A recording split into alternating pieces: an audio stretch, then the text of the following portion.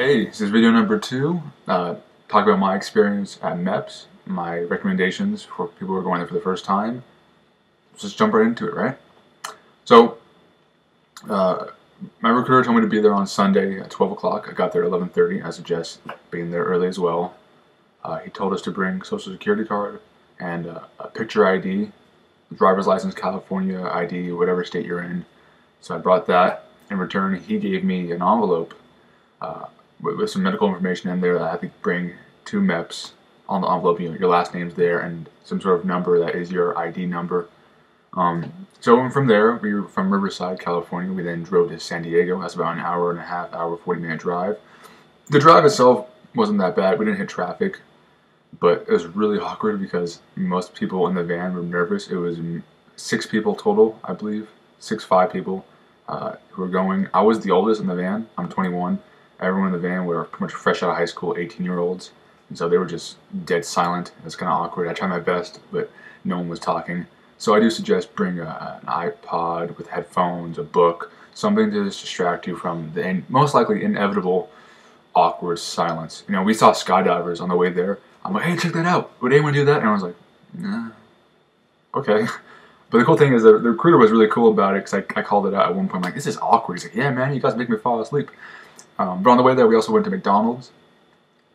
The recruiter, didn't pay for it. The Navy paid for it. I guess he gets a card that the Navy pays for, and he's able to buy things with it. He offered us food. If your recruiter does this, that's really cool. I would suggest not doing it, only because you're going to MEPS. Although the first day is kind of relaxed and cool, just keep in mind while you're going there, you're there to, get into the military. That's a lifestyle. It's a healthy lifestyle. You gotta work out and eat right. And if you're eating a burger and sundaes and sodas, it might fuck you up when you go there the next day. Your blood sugar might be jacked up. Your blood pressure might be messed around, and who knows. So he offered us food. I didn't take it. A couple people got like sodas. Not that bad. So anyways, we get there. By the time we get there, we left at 12:30. We got there probably about 2:30 into the hotel. I'm not gonna say the hotel's name, but I'm gonna throw some pictures up right now. Very nice hotel. Very nice hotel. This is the lobby. There is an Xbox in there. You can see lounge chairs, all that stuff. So we get to the hotel, walk into the lobby. That's designated MEPS only. Everyone's in there from different branches and different stages of their processing. There's people who are first time being there. People who are going back to swear in, and there are people who are shipping out to boot camp the next day. From the people I spoke to, only the Marines were shipping out the next day. So we get to the hotel, we listen to, sign an agreement form. The MEPS representative, the liaisons, the hotel, told us, what we had to do when we were there at the hotel, told us our schedules, when we can leave, when we can come back, and told us what time we had to wake up, which was 3 a.m. the next day. We had to be downstairs by 4, but, it's always best to wake up early and make sure you're down there ahead of everyone. So, the representative calls out our names, said your name, and then it was a she for me, gave us our room key and our meal ticket. I threw a picture right there for you. You see what it looks like. It's in a little plastic sleeve. Your ticket is there, the green thing, and then your card's inside. So I went to my room. I was in room 223, second floor. There's my roommate. Very nice room. My roommate was pretty cool, nice guy. He seemed kind of shy, but whatever. Expect that as well. Bring a book, like I said. You see a book on the bed right there. That's my book I'm going to study with. I did study with, and I suggest you do the same. Even if you think you have everything down, don't even fucking think you're Mr. Genius. Because you never know, you make it there. I'll jump ahead real quick. When I did the ASVAB, there were some things on there I wasn't expecting. I'll explain the ASVAB in a second, a little bit later. But it's always best to always study and keep things fresh. That doesn't mean don't sleep. If it's late at night and you don't know what you want to know, stop studying. Put the book down. And sleep is a lot more important for you, because that little bit of studying won't do shit. that last late minute studying you're not gonna retain that, so it's worthless. Throw it away. Go in bed. Go to bed early. Anyway, so I met my roommate. Really cool. And then I went to the gym. That's where I fucked up. You may be thinking, hey, gym, what's wrong with the gym? Working out, right? Don't fucking do that. The gym, you see right here, it's really nice. Don't go in there where I went. I'll tell you why later. I'll tell you it messed me up at MEPS for my medical a little bit. I'll explain that. So as much as you think the gym is a good thing, don't go to the gym while you're there.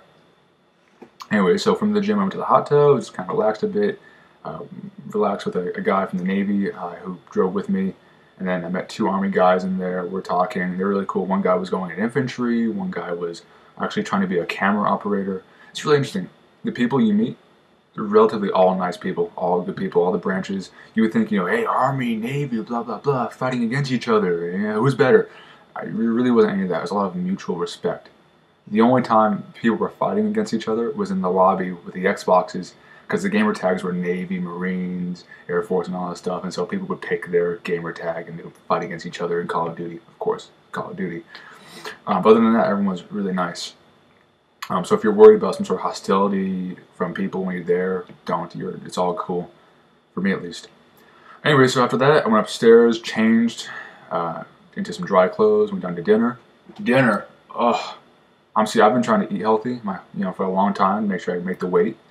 They screw you up there. They give you the option to have a salad and some fruit and stuff like that. I did that, but where we were, they had a giant platter of mashed potatoes, creamy mashed potatoes.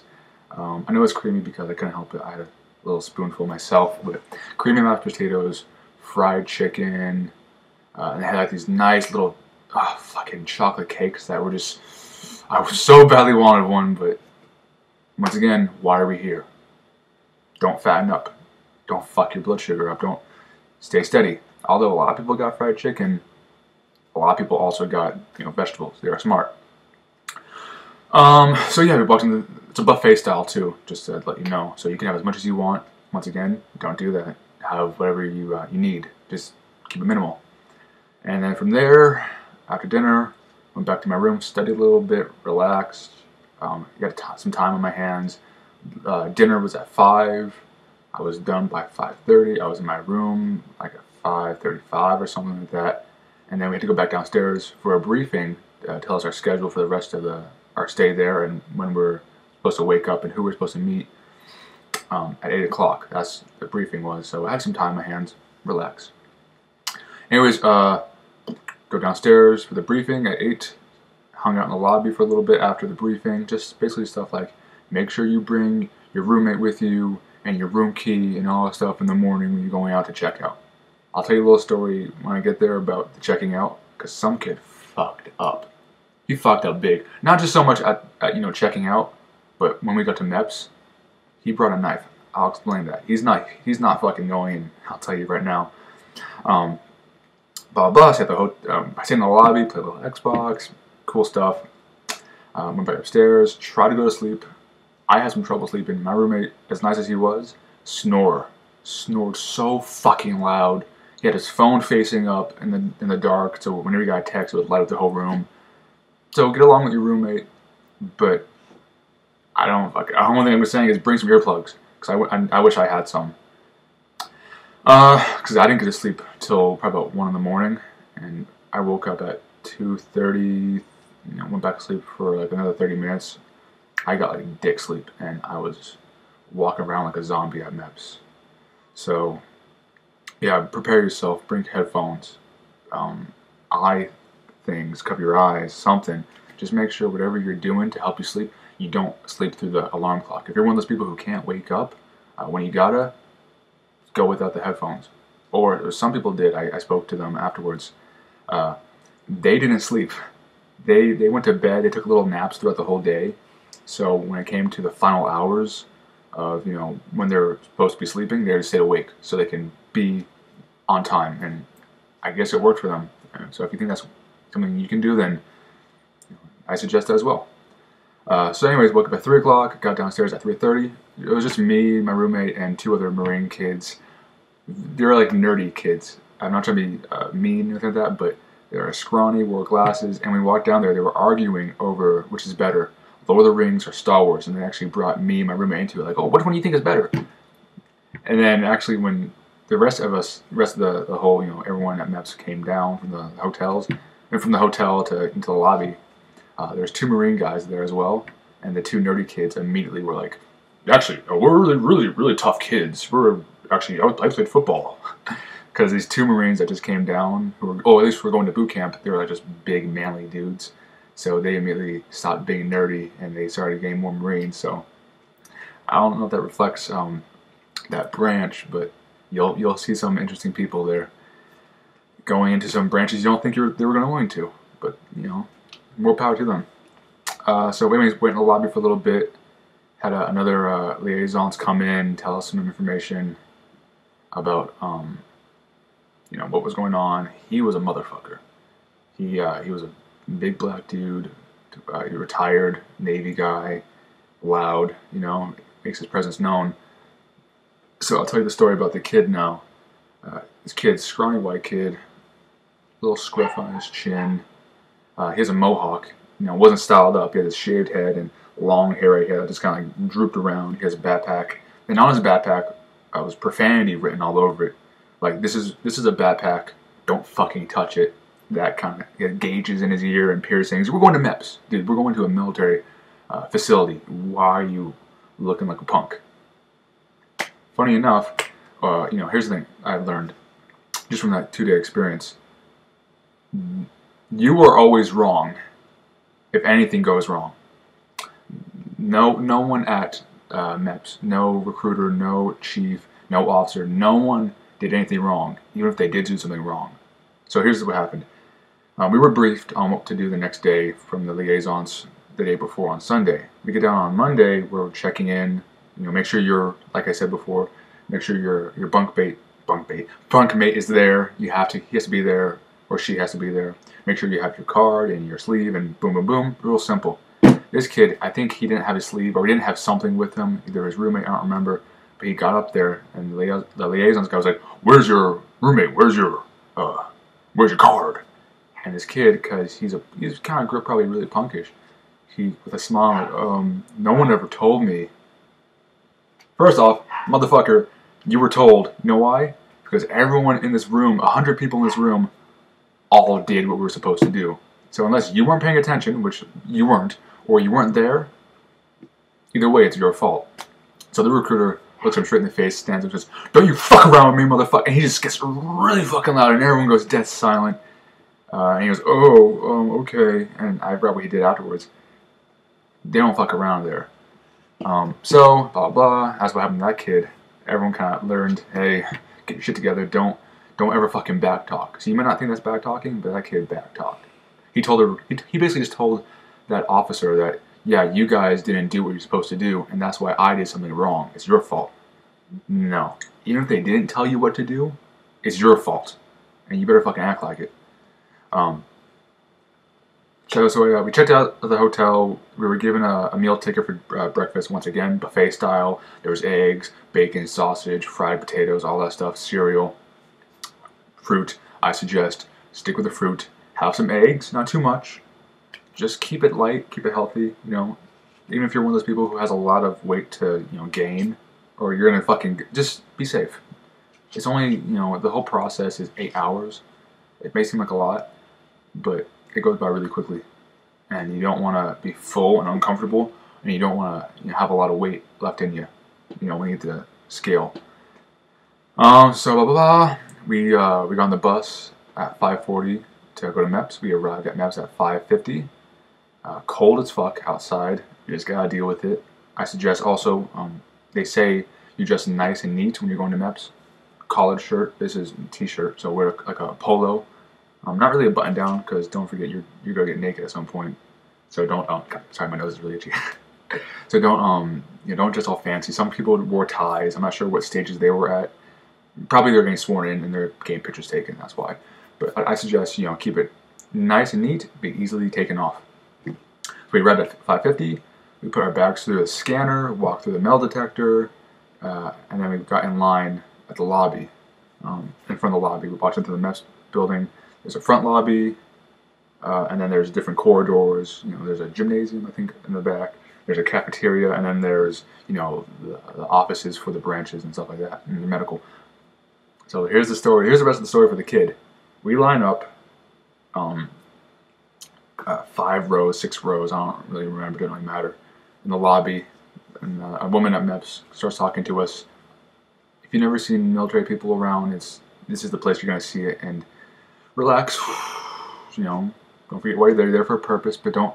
It's okay if you're stressed out or a little nervous. I was. I started talking kind of funny at the beginning of it because I see all these people in camo and these officers in their uniform, and one Marine guy, I think he was some lieutenant or some sort, I don't know. He was purposely staring us down with angry eyes. And then actually I heard some I think officers talking about it earlier, like, oh yeah, Sergeant whatever is doing the whole eyeball thing again. So anyways, so we line up, and then the lady at MEPS says, all right, does anyone have anything on you that you want to tell us about? The Mohawk kid raises his hand. I have a blade with me. Dude. So he brought a fucking knife to MEPS, which if I'm correct, that's a federal offense, bringing it to that place. We're told countless times, signs in the fucking building, no drugs, alcohol, weapons on its premises. This guy, I have a knife with me. And she's like, fucking her face was like a shock, like she's never seen this before. Okay, just stand to the side, we'll deal with you. And she kind of put on a little smile at the end, like, okay. So, blah, blah, blah. Let me see where I am. I have a list right here of what happened. Alright, MEPS. We give them the envelope at the front desk with our social. Like I said, I was nervous. The guy who asked me for my social, really stern, kind of serious. They're really quick there. They just get to the point. He goes, 4 numbers. I'm like, huh? He goes, your 4 numbers. I'm thinking he means my address, so I give him 4 numbers of my address. He goes, no, your social. I'm like, oh, sorry. And I give him my social. He actually takes my paper that has my social on it, just flips it around like I'm too slow. It's okay. That's what it is. And then we're given a folder with some paperwork in it. And I went to the Navy office to pick up my name tag. Whatever branch you're in, you're going to go to your branch's office. So I go down the hall to the right of us, right of the desk. Go down the hall, second door on the right is the Navy office. All these Navy people in their camo outfit, digital blue camo are in there. What's your name? Tyler Herman. You know, I'm like, oh, what's my name? He goes, here you go, here's your tag. Guy's smiling because he sees I'm nervous. He's like, all right, this is going to be fun. So your name tag has your name on it and social and stuff like that. And then from there, you grab the folder and then go to your medical briefing. You know, they just tell you what to expect. Fuck, this video's getting really long. Shit, I'll try to make it faster. Yeah, they just tell you what to expect at the medical briefing. We're going to check you this, we're going to check you that, you know, blah, blah, blah, blah, blah. They kind of tell you.